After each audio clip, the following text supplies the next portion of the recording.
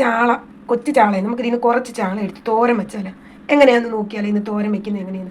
കുറച്ച് ചാള കിട്ടി. അപ്പം ഞാൻ വിചാരിച്ച് ഇത്രയും വേണ്ട, എന്നും പുളിമുളം വയ്ക്കുന്നു കറി വയ്ക്കുന്നൊന്നും വേണ്ട.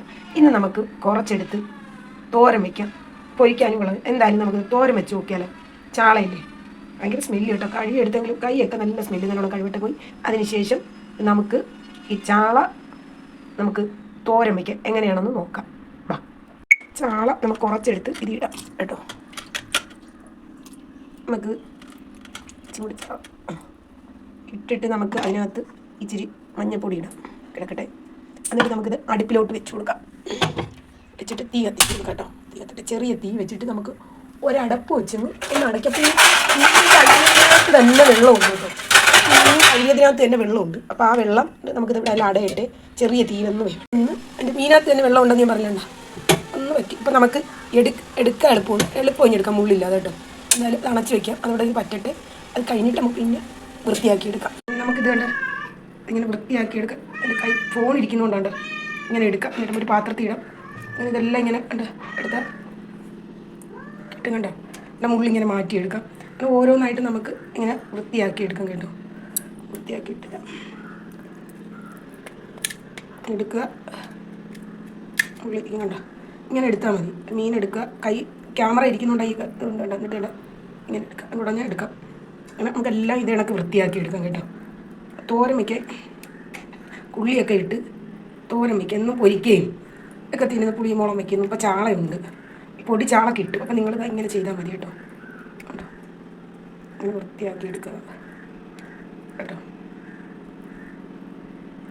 എടുക്കുക കേട്ടോ. അത് കണക്ക് നമുക്ക് എല്ലാം ഇങ്ങനെ വൃത്തിയാക്കി എടുക്കാം. അപ്പോൾ ഇതാണ്ട് ഇത് കണക്ക് മുള്ളു കിട്ടുന്നുണ്ട്. ഇത്രയും മുള്ളുണ്ട്, ഇത് കണക്ക് കിട്ടും. അത് കണക്ക് നമുക്ക് ബാക്കിയുള്ള മീനും കൂടി ഇതാ ഇങ്ങനെ എടുക്കാം. ചാള കിട്ടുന്നവർ തോനെയാകുമ്പം എന്തൊരു ചെയ്യും, പുളിമുളം വെച്ച് കുറച്ച് കറി വെച്ച് എന്ന് പറയും. ബാക്കി നമുക്ക് ഇച്ചിരി എടുത്ത് തോരൻ വയ്ക്കാമല്ലോ, വലിയ പാടൊന്നുമില്ല. ഇത് കണക്കൊന്ന് ചെറിയ വെള്ളമൊന്നും വേണ്ട. മീൻ ഉപ്പിട്ട് നല്ലോണം ഒന്ന് ഉരച്ച് കഴുകുക. എന്നിട്ട് അത് നമ്മൾ വൃത്തിയാക്കിയിട്ട് ഒരു പാത്രത്തിൽ വെച്ച് അടച്ച് ചെറിയ തീരിച്ച് മഞ്ഞപ്പൊടി ഇട്ടൊന്ന് ചൂടാക്കി കൊടുത്താൽ മതി. ഒന്ന് ചെറുതായിട്ട് വേവിച്ചാൽ മതി കേട്ടോ. അപ്പോൾ ഇതേ കണക്ക് ഇളവി വരും.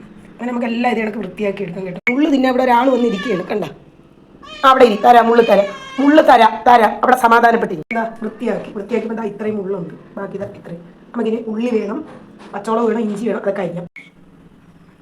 അതൊക്കെ അതിൻ്റെ ആവശ്യമുള്ളത് കപ്പ ഉള്ളി, വെളുത്തുള്ളി, 3 അല്ലി ഇഞ്ചി, കാന്താരി മുളക്, ഇതെല്ലാം കൂടി നമുക്ക് കൊച്ചായിട്ട് അരിഞ്ഞെടുക്കാം കേട്ടോ.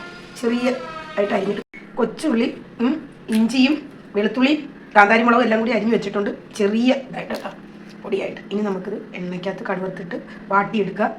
ഇനി നമുക്ക് അരപ്പ് വേണം. ഇനി തേങ്ങ വേണം, പിന്നെ മഞ്ഞൾപ്പൊടി, നല്ലോളവ് എല്ലാം വേണം. അതിനകത്തിട്ടേക്കുന്ന തേങ്ങ, നല്ലോളവ്, മഞ്ഞൾപ്പൊടി, മുളക് പൊടി, ഇത്രയും സാധനം ഉണ്ട് കേട്ടോ.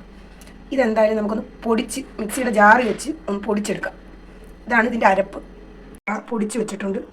നമുക്ക് അരപ്പ് പൊടിച്ച് വെച്ച് തോരൻ്റെ മത്തിത്തോരന് അരപ്പ് നമ്മൾ മിക്സിയിലിട്ടൊന്ന് പൊടിച്ചെടുത്ത് ഭയങ്കരമായിട്ട് അരയാതെ ചതച്ചെടുത്തതാണ്. എണ്ണ ഒഴിക്കാം. നമുക്ക് എണ്ണ ഒഴിക്കട്ടെ.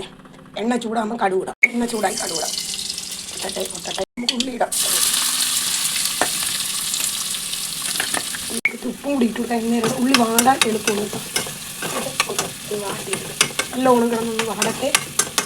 വാടി വന്നതിന് ശേഷം നമുക്ക് ഇച്ചിരി കറിവേപ്പിലയും കൂടി ഇട്ട് കൊടുക്കണം. അതിനകത്ത് കറിവേപ്പില അതും കിടന്ന് വാടട്ടെ കേട്ടോ. നല്ലോണം വാടി വരട്ടെ. എന്താ ഉള്ളി വാടട്ടെ. ഉള്ളിയുടെ പച്ചമുളകും ഇഞ്ചിയും കാന്താരി മുളകും കറിവേപ്പിലയൊക്കെ ഒന്ന് വാടി വരട്ടെ കേട്ടോ. വാടി വന്നിട്ട് ഞാൻ നമ്മുടെ ഉള്ളി വാടിക്കൊണ്ടിരിക്കുകയാണ് കേട്ടോ. വാടിക്കൊണ്ടിരിക്കുക. എന്നിട്ട് നമുക്ക് നമ്മളിവിടെ ഇങ്ങനെ എടുത്ത് വയ്ക്കാം.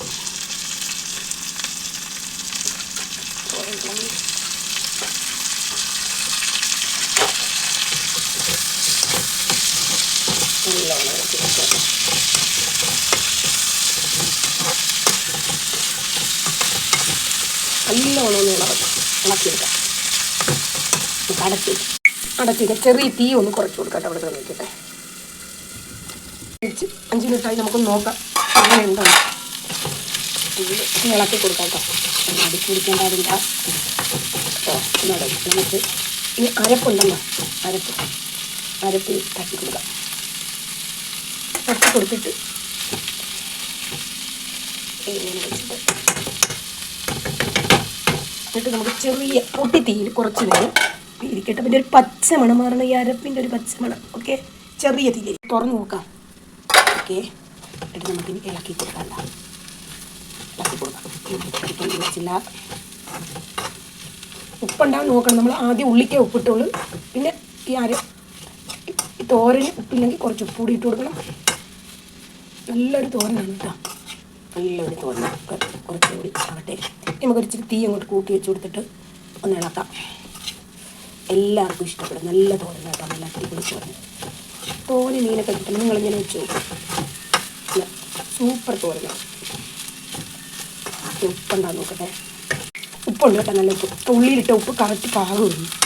ഉപ്പിടണ്ട, ഉപ്പിടല്ല ഉപ്പ്. അത് കണക്ക് നിങ്ങൾ നോക്കണം. ഉള്ളിയിലിടുമ്പോൾ പാടാനായിട്ട് നമ്മൾ ഇട്ടിട്ട് പിന്നെ മീനൊക്കെ ഇളക്കി നോക്കിയിട്ടേ പിന്നെ ഉപ്പിടാവും കേട്ടോ. അടിപൊളി തോരൻ കേട്ടോ, നല്ല സൂപ്പർ തോരൻ എന്ന് വെച്ചാൽ സൂപ്പർ തോരൻ. എല്ലാവർക്കും ഇഷ്ടപ്പെടും. വീട്ടിൽ എല്ലാവർക്കും ഉണ്ടാക്കി കൊടുക്കുക. അടിപൊളി തോരനാണ്, സൂപ്പർ തോരൻ കേട്ടോ, നല്ല ടേസ്റ്റാണ്. ഉണ്ടാക്കാൻ മറക്കരുത്, എല്ലാവരും ഉണ്ടാക്കണം. മീൻ കിട്ടുമ്പോൾ നല്ല സൂപ്പർ ടേസ്റ്റ്, നല്ല രുചി, നല്ല സൂപ്പർ തോരനാണ്. എല്ലാവരും ഉണ്ടാക്കി വെക്കണം, അടിപൊളിയാണ്. വെച്ച ചോറാണ്. ഇന്ന് പള്ളിക്കൊഴിയാളം പുളിമോളം വെച്ച്, ചെറിയ മത്തി പുളിഞ്ചിക്കേട്ട് വെച്ച്, പിന്നെ നമ്മളിന്ന് വെച്ച മത്തി തോരൻ. അങ്ങനെ ചോറും ഇത്രയും സാധനങ്ങൾ എല്ലാവരും വന്നു ഉള്ളത് കൊണ്ട് നമുക്ക് ഓണം പോലെ കഴിക്കാം. പെട്ടെന്ന് വരും.